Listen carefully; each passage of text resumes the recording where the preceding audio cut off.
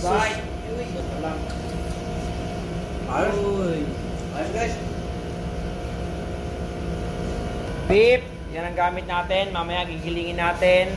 Brisket ang gamit ko. Onion, garlic, dried oregano, parsley, breadcrumb, itlog. Bali, dalawa yung gagamitin natin guys. Olive oil, and salt and pepper. Gigiling ko muna dito yung karne and sinama ko na nga pala yung onion and garlic. Guys, yung giniling natin, timpla na natin yan.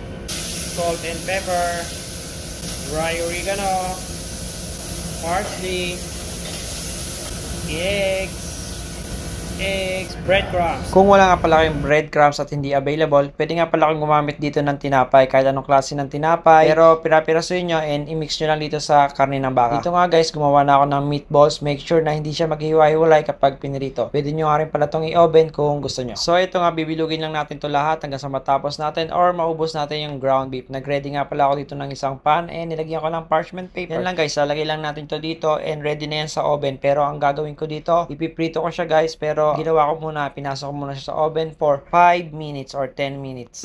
Yogurt, cucumber, lemon, 2 cloves of garlic, dill, salt and pepper. Yan nga pala yung mga ingredients na gagamitin natin sa paggawa ng tzatziki. Kinudkod ko nga pala dito muna yung cucumber. Then, pipigayin natin yan after nyan guys para kailangan wala yung liquid. Sinalin ko na nga pala dito yung yogurt at saka yung iba pa mga ingredients guys. Gumamit nga pala ako dito ng lime, hindi nga pala lemon guys. Minix ko lang yan, then ikikip lang natin yan sa refrigerator. Tapos ko na nga pala ilagay sa oven yung meatballs, kaya ito ipiprito ko naman. Sa paglagay ko nga pala ng meatballs sa oven, dinakpan ko nga pala yun ng foil para hindi siya madry. Ang purpose ko nga pala sa paglagay ng meatballs sa oven is yung para medyo maluto siya ng konti or ma-half cook siya. Para kapag pinirito ko yung magkabilang side na lang, ensure ako na hindi hilaw yung loob ng meatballs. Bago nga pala kayo magprito, make sure na yung pan nyo is pinainit nyo ng gusto para hindi manikit yung meatballs. Kung mapapansin nyo guys, color brown na siya, siguradong okay na to. Then yung loob nito, luto na rin. After natin makaluto, ito yung pinakang the best na part dyan guys, yung titikman na natin. Kaya ito, ipinilating ko na muna at tatawagin ko na yung partner ko. Yun lang, bon appetit!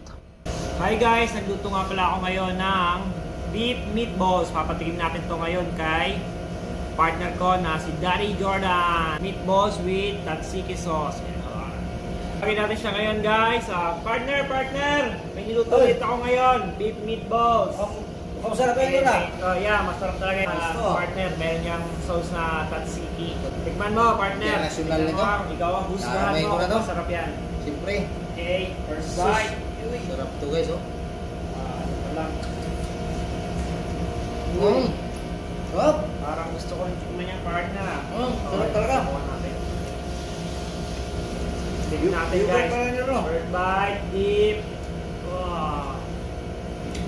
Ayos. Ayos guys. Sobrang tinulit. Sarap eh.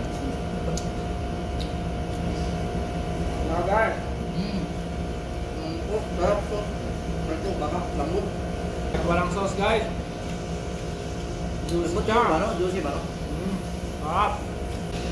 Guys, to. Try nyo to guys. Napakadali lang nito. Palagay ko na lang yung recipe sa pag-upload ko ng video. Ay, masarap ba yun? Masarap ba yun? Yung